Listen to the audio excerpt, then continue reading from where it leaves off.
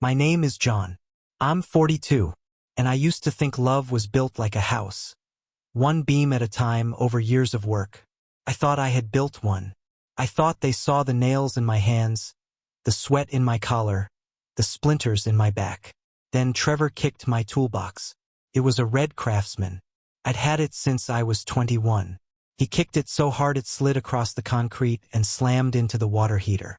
A wrench spilled out, then a flathead. And he looked at me like I was something stuck to the bottom of his shoe.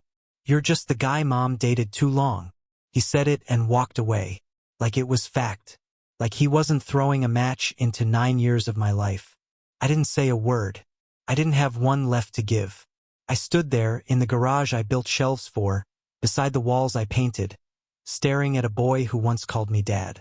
And I knew something inside me had broken, quietly, like a hairline crack in a foundation you only notice after the whole house sags.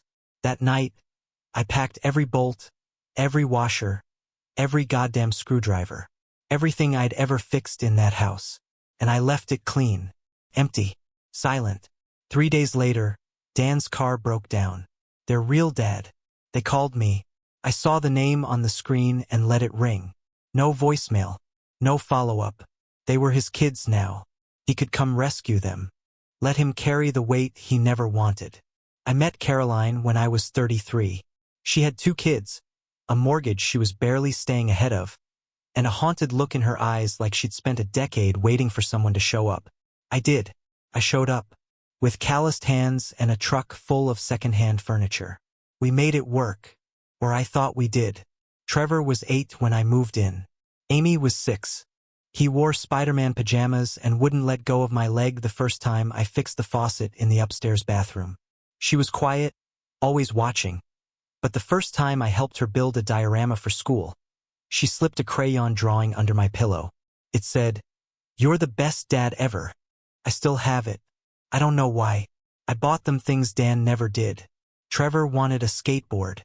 Amy wanted piano lessons. I found the money. We weren't rich, but I made it work. I fixed leaks, changed bulbs, built bunk beds with my own hands. When Caroline's car broke down in the dead of winter, I walked to the parts store and fixed the alternator in the driveway while my fingers turned purple. Dan? He was a shadow, a rumor, a name on the court order who showed up twice a year with headphones and plastic toys. Never paid support, never called the school. But when he knocked on the door, they ran to him. I told myself it was normal. Biology. Kids are dumb that way. They don't see the hours, the bills, the way you come home aching but still offer to help with homework. They called me Dad. For a while, that was enough. I let myself believe it meant something. I remember the first time Dan came back like he was staying. Started small. A Saturday here, a weekend there. Then he was picking them up in a new truck, taking them to water parks, bowling alleys, arcades. No rules, no curfews, no responsibilities, just pizza and prizes. One weekend Amy came back with a new doll. She said, "Real dad's better." Just like that, Trevor stopped saying goodnight. Caroline shrugged it off. "They're just happy to see him," she said. Happy. Yeah. And I was just the guy who paid for the electricity so they could charge his gifts. The distance grew slow and sharp, like a wire pulled tighter each day. Trevor stopped asking for help with math. Amy skipped piano practice. Caroline started smiling at Dan's texts. I saw it. I saw all of it. But I said nothing, because I was the man who stayed. I told myself that mattered. That in the end, the man who shows up wins. Then Amy did it. At a family dinner. Her birthday. Candles still burning on the cake.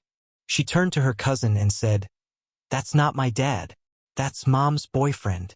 Everyone went quiet. Caroline looked down, laughed nervously, said nothing.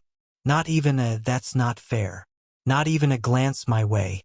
I smiled through it, ate my cake, cleaned the plates, drove home with a weight in my chest like I had swallowed a brick. And then came the meeting, their so-called family meeting. I walked in from work, my back aching, hands stained with grease, and Caroline said, "We need to talk." The kids were already at the table, like it was rehearsed. Trevor spoke first. His voice was calm. Too calm. Like he had practiced it. You need to apologize to our dad. I blinked. Excuse me? You've been rude, Amy added. You're not him. You never were. Caroline just sat there. Like she wasn't part of it. Like it wasn't her house, her children, her silence *ling me. I looked at each of them. Then I nodded. All right, I said. They thought they'd won.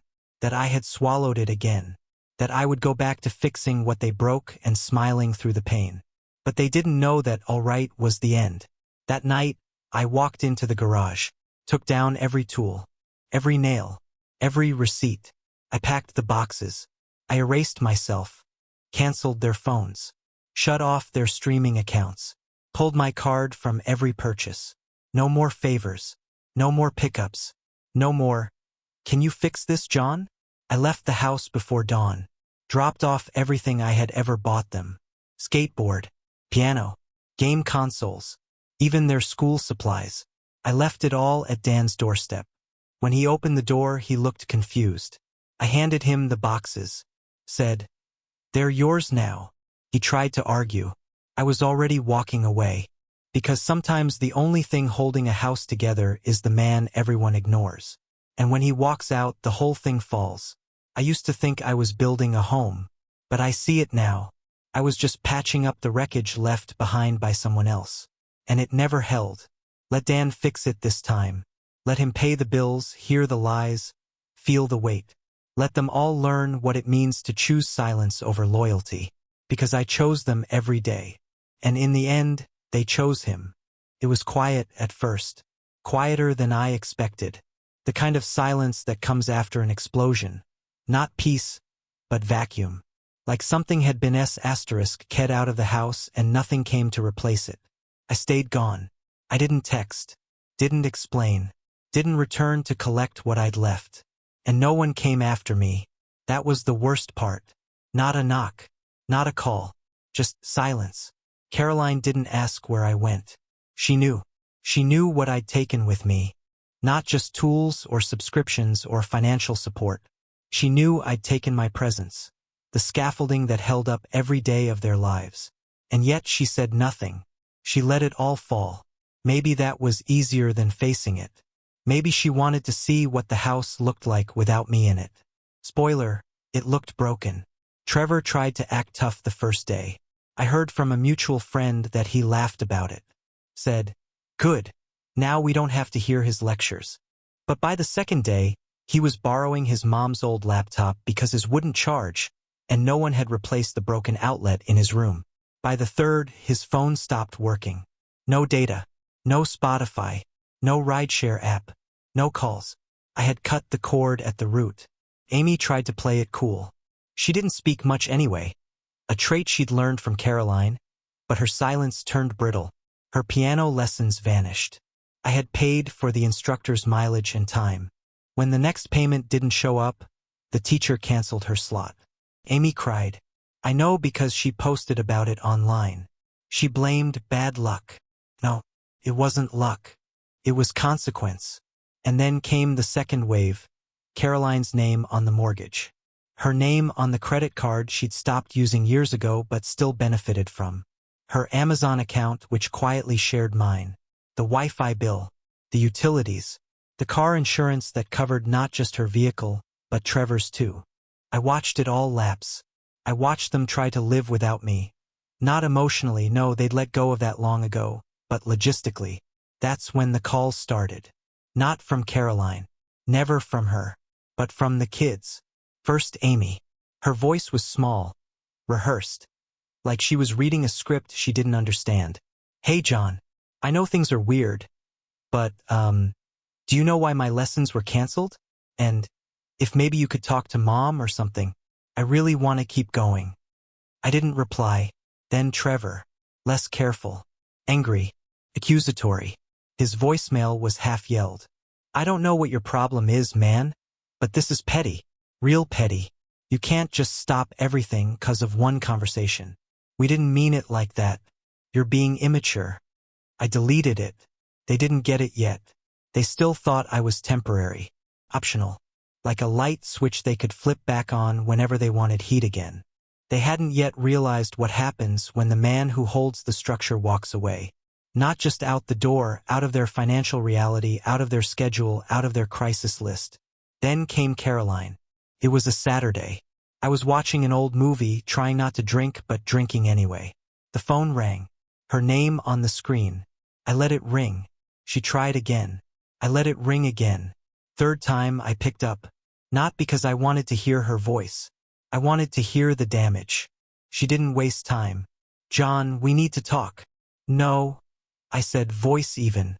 "You need to listen." Silence on the line. Then a sigh. A heavy one, the kind people do when they're pretending to be the victim. "I don't know what's going on with you," she started. "But the kids are struggling.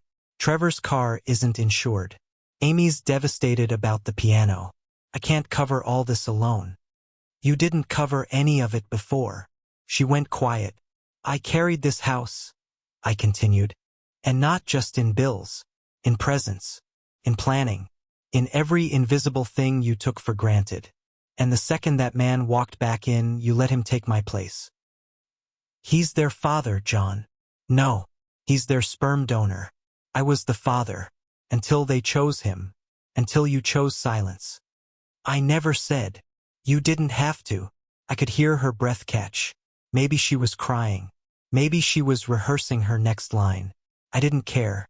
"You sat there while they erased me," I said. "You let them humiliate me at a family dinner. You watched as they demanded I apologize to the man who abandoned them." "He's trying. He's pretending." Another long pause. "So what?" she asked, voice cracking. "You're just walking away?" "I already did." "What about them? What about me?" She didn't answer that. She couldn't, because deep down she knew. She knew I had stood on the front lines of a war that wasn't mine, and took bullets while she passed the ammunition to the other side. I ended the call.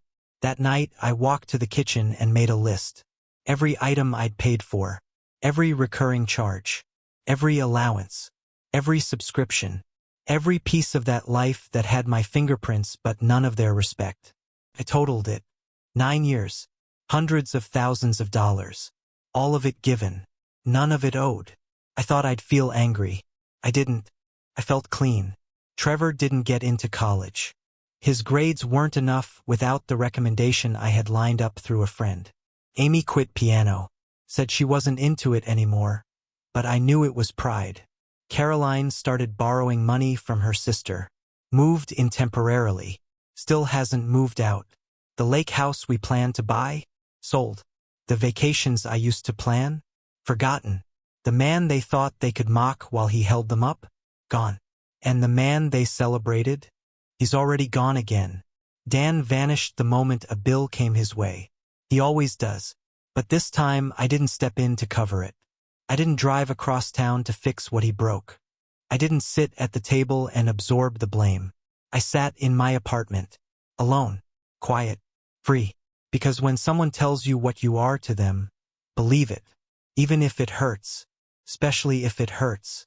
Let Dan be the dad. Let Caroline figure out how much silence costs. Let the kids find out what happens when the ground gives way. I'm not their father. Not by their choice. And now, finally, not by mine. It started with the mailbox. One by one, the letters began piling up. Not love notes. Not apologies. Bills. Past due. Final notices. College loan projections that now defaulted to unsubsidized. And they weren't mine. They never had been. But my name had been there anyway, on the applications, the contracts, the emergencies, because I had always been the one they came to when the numbers didn't add up. Trevor's car insurance. Amy's orthodontist. Caroline's phone plan. None of it was built to last without me. And now it was cracking. I saw it coming before they did. Before the heat got shut off, before the car was towed, before the school portal locked them out. I saw the holes. I had patched them for years.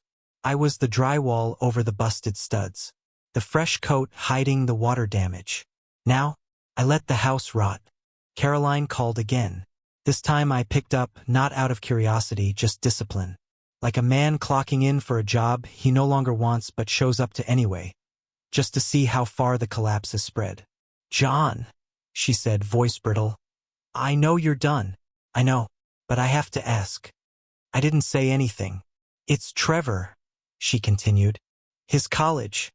They're saying he can't enroll. He missed orientation. They're giving his dorm spot to someone else unless we pay by Monday. I let the silence stretch. I don't have it, she whispered. I never did. No, I said. You never did. Can you? She hesitated. Can you help? Just this once. Please. Why me? Because you're the only one who ever did. There it was. The confession. Not an apology. Not ownership. But a crack. A sliver of light between the planks she nailed shut the night she sat silent while her children drew lines against me. He told me you'd come around, she added. Trevor, he said. He always bails us out. He'll be back.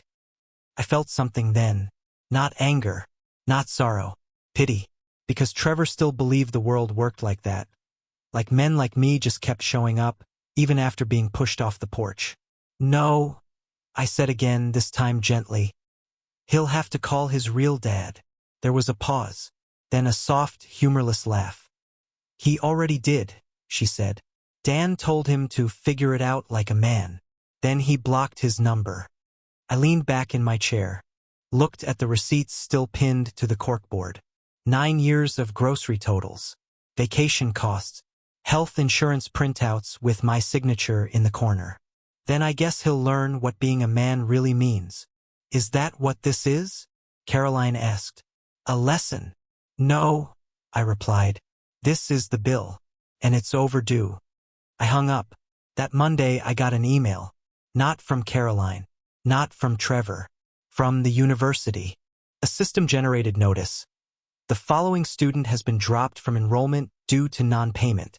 I didn't even need to open it. I already knew. 2 days later, a knock at my door. Not angry, not loud, just defeated. Amy. She looked older. Not in years. In wear. She had always been the quieter one, the gentler, the most like her mother. But now her eyes were heavy, her clothes a little too big, like she'd outgrown them without replacing them. I opened the door. Didn't invite her in. She didn't expect me to. Hey, she said. I'm not here to fight. I nodded. She swallowed. I wanted to ask why. You know why. I thought I did, she admitted. But now I'm not sure. You called me Mom's boyfriend. She flinched. You said I wasn't your dad. You agreed I never was. I was angry. No, you were honest. She looked down. Trevor said you'd get over it. Trevor's wrong. Silence. I had to drop piano, she said finally. I miss it. I miss you. Her eyes lifted. You do. I miss who you were. The girl who made me cards. Who sat beside me when I fixed things just to watch. Who asked me to come to her recitals. I'm still her, she whispered. No, you're someone else now. She wiped her eyes. I didn't know what I was saying. She tried again. I didn't know it would end everything. That's the thing about words, I said. They don't just vanish. They sit there, like stones. And sooner or later you trip over them. I'm sorry, I nodded. I believe you. Then, can we fix it? No, she broke then, just slightly, shoulders curling in, face red. A girl caught in the storm she helped summon. I don't hate you, Amy, I said, but you made your choice, and now you're living in its shadow. She didn't try to argue. She didn't beg. She just whispered, okay, and walked away. The next week I got a letter, handwritten, careful, from Trevor. John. It began. I was wrong. That was it. 3 words, on a page full of empty white. I folded it once and tucked it in the same drawer that still held Amy's old crayon drawing. The one that said, "You're the best dad ever." I didn't write back, because sometimes the damage isn't just in what they said. It's in how long they believed it. Trevor got a job at a tire shop. His hands are dirty now. His back hurts. He's starting to understand. Amy's shoes have holes in them. She started asking around about second-hand keyboards. Caroline moved in with her sister. A 2-bedroom apartment with 3 adults and 2 kids. She's tired all the time now. You can see it in the way she types her texts. Fewer words, more ellipses. Like she can't finish a sentence anymore. They're surviving, but barely. And me? I'm living small, simple, quiet. My apartment isn't big, but it's mine. No broken outlets. No slammed doors. No whispered betrayals over birthday cake. I wake up. I make coffee. I fix what's mine. And when something breaks, I don't wait for thanks. I just fix it. Because I don't need applause. I never did. I just needed not to be betrayed by the people I gave everything to. So when they ask, and they will when the next shoe drops and they try to reach me again, I'll do what they taught me to do. I'll stay silent. Because once they made it clear I wasn't part of their story, I started writing my own. And in mine, I finally come first. It's been 13 months since I walked away. I know because Caroline called me on the anniversary. I didn't answer. I let it ring, listened to the silence it left behind, and went back to sanding the kitchen table I'd built with my own hands. 13 months. That's how long it took for the damage to catch up to them. The house was sold in the spring. I drove past it once, just once, to see. The lawn was overgrown. The paint flaking. A for sale sign leaned forward like it had given up too. The family that moved in after me repainted everything. Tore out the garden. Painted over the pencil marks on the pantry wall where we used to measure the kids' height each year. That part hurt. I won't lie. I had built that pantry shelf. Lined it with cedar. Stained it by hand. But I didn't stop the car. I didn't knock. I didn't ask for anything back. You don't salvage wreckage. You leave it behind. Amy reached out again last week. Another letter. This one longer. Neater. She's 17 now. Working part-time at a bookstore. Taking free piano lessons from a retired music teacher down the street. She said she plays for tips on weekends. Just enough to afford new strings, a pair of headphones. She ended the letter with, I miss what we had. I understand now. I really do. I didn't reply. Understanding isn't an apology. Regret isn't a bridge. Trevor stopped sending messages months ago. He works full-time at a garage now. No college. No dorm. No road trips. He wears his bitterness like a uniform. I know because he posted something on social media. A photo of his scraped knuckles. Captioned, Wish I had a real man to show me how this *T works. I almost responded. Almost. But then I remembered what he said. The exact words. You're just the guy Mom dated too long. That sentence is a stain. It doesn't come out. Caroline, though. She's the one who tries the hardest. Quiet calls. Birthday messages. Voicemails I never return. It's always the same soft tone. Like she's still hoping I'll be the man who fixes things. She doesn't get it. That man is gone. She finally sent a real message a month ago. No pretense. No soft landing. You were right, it said. We didn't know what we had until it was gone. I didn't protect you. I didn't stand by you. And now everything's broken. I stared at that text for an hour. And then I deleted it. Because some admissions come too late. Some silences are unforgivable. She let our foundation rot while I was still under the house, holding up the beams with my bare back. And when it collapsed, she stood with the wreckers. Not the builder. I'm not bitter. I'm clear. There's a difference. People like to say, family is forever. But that's a lie. Family is only forever if it's earned, nurtured, guarded. And when people show you that you're just a placeholder, a man in the room, not of the room, you believe them. They made that clear. They stripped the title from me. Boyfriend. Step. Just a guy. That's who I was to them. Not dad. Not husband. Not anything that meant permanence. So I made their truth real. I became what they said I was. And when the bills came due, emotional, financial, practical, I handed them the ledger. Let them find out what it costs to lose the man who filled the fridge, repaired the wiring, shoveled the driveway, replaced the dead batteries, remembered every birthday, and loved them more than they ever bothered to understand. Let Dan handle it. Let him be the hero in their stories. Let him explain why he can't make the rent or afford tuition or fix the dishwasher. Let him answer the calls, absorb the anger, and break under the weight I carried for nearly a decade. But he won't. He never did. And now they know that. Now they sit in the hollowed-out shell of a life I once held together, wondering how it all slipped through their fingers. And me? I'm not rebuilding anything. I rent a small house outside of town. It's nothing special, but it's mine. No kids slamming doors. No silence stretched thin like wire. Just music playing from an old radio. The smell of wood shavings in the garage, and peace. I started playing guitar again. The one I'd packed away when Trevor said it was lame. Now I strum it late into the night with no one around to judge. I fix things for myself. Cook for myself. Wake up when I want. Sleep without waiting for someone to come home late without a text. Sometimes I think about what I gave them. The years. The sweat. The quiet sacrifices no one ever saw. I used to think love meant giving endlessly. That if I kept showing up, they'd see me. But I learned the truth. Love without respect is servitude. And I will never be a servant again. So here's the question. For anyone who's reading, listening, wondering, was I wrong? Was I cruel for walking away? For letting the kids face what I shielded them from for years?